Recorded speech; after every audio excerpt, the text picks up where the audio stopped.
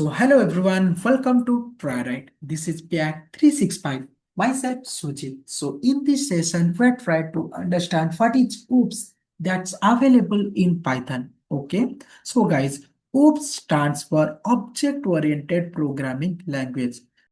So guys, in the first session, I have already told you Python does not support object-oriented programming language 100%. Why? Because of one concept that is called our method overloading. Because this method overloading is not possible. Okay. So in this session, we're trying to understand why it's not possible. How, is there any way to make it possible or not? Each and everything we are trying to dealing with in-depth knowledge. Okay. So first, in the first session, while we are trying to discuss the different features of Python, in that features, I'm telling one feature is Python is a multi-paradigm programming language.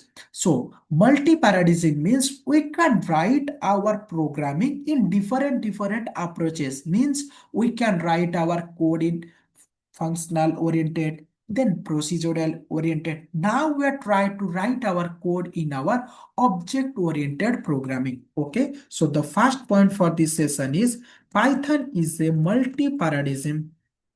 Okay. Multi-paradigm programming language. Programming language means it support, okay, it support different programming approaches. Different programming approaches. Okay, means which type of programming it support? It support both functional oriented, functional oriented and object oriented. Okay, functional and object oriented programming. Okay, so to how to create object each and everything we're trying to deal with this session. Okay, so now we are trying to understand what is this object oriented programming. So guys, the most popular way, or we can say that approach to solve a programming problem is creating an object. Means if you try to creating an object, then it is the easiest way to we can solve any programming. Okay, so that is known as our object oriented programming. Means if I try to solve any coding language, if I try to create a object, means this process we can say that this is called our object oriented programming or OOPS concept. Okay, so one of the so one of the popular, or we can say that one of the popular approaches, okay, one of the popular approaches to solve a programming, okay, to solve a programming is to create a object. Means if I try to create a object is the easiest way to solve a coding. Okay, creating a object, creating a objects. Okay, so this is called our, so this is called object oriented programming language. Okay, object oriented programming language. Okay, in the interview if they will be asked, you can directly tell that one of the most popular approaches to solve a coding, or we can say that solve a programming problem, if I try to create an object, this is known as our object oriented programming language. Okay, so in this role, every time, or we can say that in our real time also, everything will be treated like a object. Means a real time entity will be treated like a object only. Okay, in object we have two characteristics, or we can say that we have two main points. So first one will called our states and another called our behavior. Okay, so how the each and everything we are trying to differentiate, we are trying to see that. So the next point will be in OOPS, everything, okay, everything in the real time also. So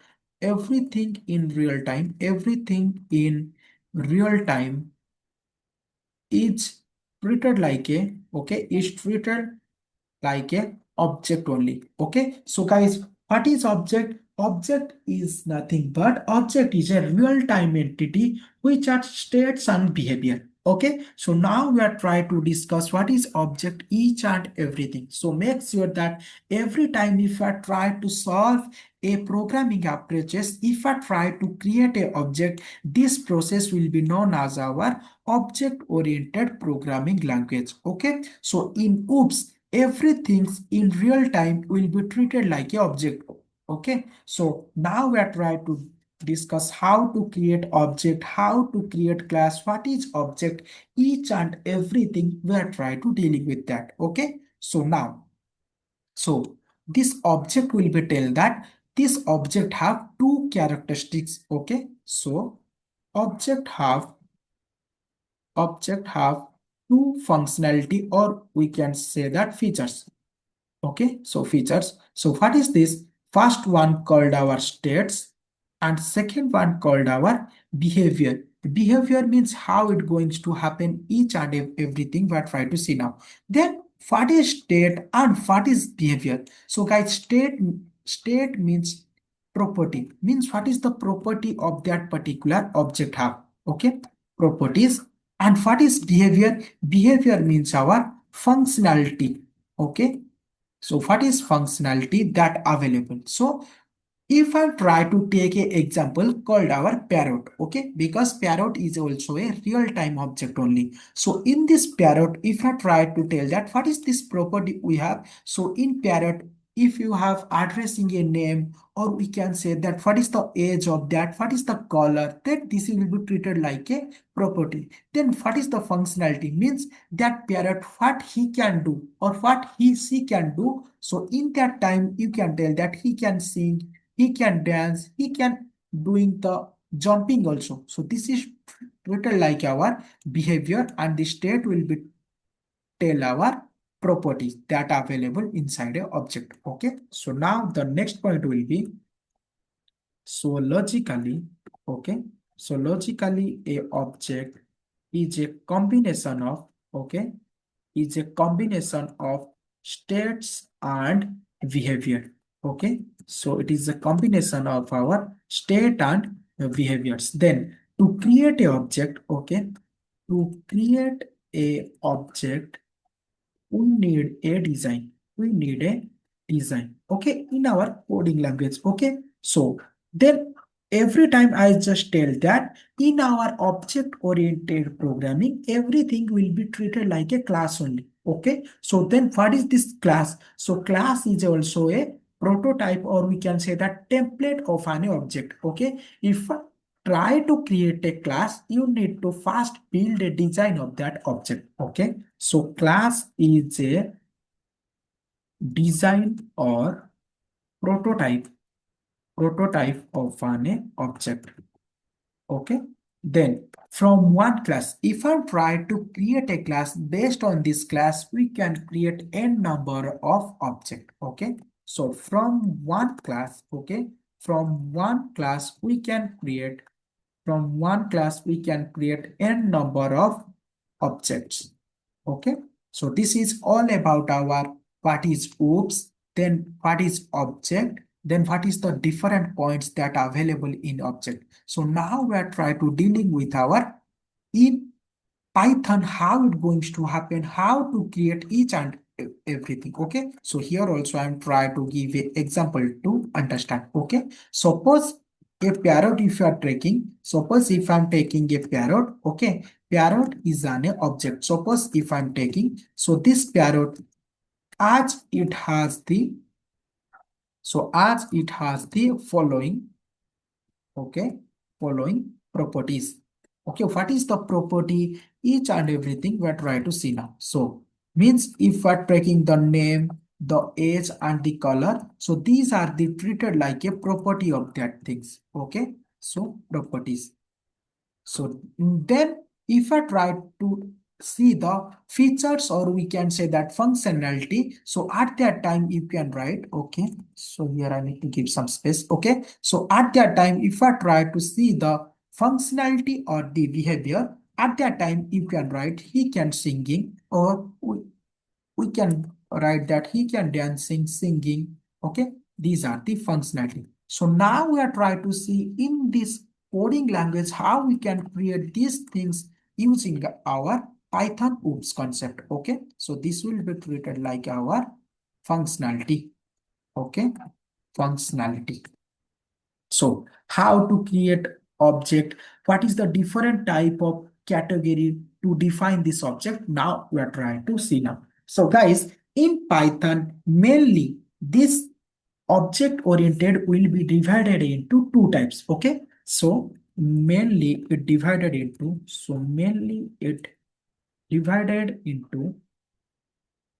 okay, divided into two types. Okay, so first one called our user defined, okay, user defined OOPS, and the second one called our inbuilt OOPS.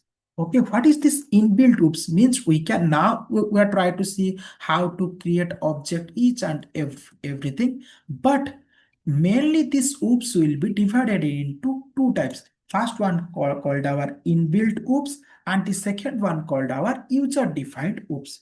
Okay, so first we are trying to understand what is the inbuilt OOPS that's available in Python. Okay, because if I try to create our user defined OOPS, first we need to understand what is the inbuilt OOPS that's available. Okay, so the inbuilt OOPS that's available in Python, that is called our classes, because object is nothing but it will be treated like a classes only. Okay, so in case of our inbuilt OOPS, that is called our float class, then we have boolean class. These are the different type of classes that's available in Python, because here also we are trying to tell that whenever we are trying to create a object to solve a coding, this will be known as our object oriented programming language. How to create a object, first we are trying to design a class, then after this class we can create n number of objects. Okay, so now we are already known that float is also treated like a class, boolean is also treated like a class. Then how to create this user defined class? Okay, now the next point is how to create our user defined class. So user defined class. Okay, so now we are trying to dealing with our programming. Okay, so guys, user defined class, to create a class we are trying to use our class keyword. Okay, so come to our VS Code. First, we are trying to write a small class. Then only from that, we are trying to see the theoretical points that's available in Python. Okay, so to create a user-defined class, first we are trying to use this class keyword. Okay, then what is class? So guys, in the previously, I told you that class is nothing but class is a design, or we can say that prototype of an object, or we can say that class is a blueprint which is used to create one object. Okay, so to create a class, we must need to give the parenthesis. If you are trying to give the parenthesis, it's okay. If you are not giving also, it's okay. Okay, so now we are trying to create a class. Suppose if I'm trying to create a class, the first mandatory things will be, first you need to provide the class keyword. After that, if I'm trying to create a class called my sample, okay, suppose if I'm trying to give the parenthesis, it's okay. If I'm not giving the parenthesis, it's okay. Okay, from both the things we are trying to see now. So in this class, my requirement will be, I just want to print a hello message here. So here I am writing print function, then inside the quotation mark, I'll just write the hello.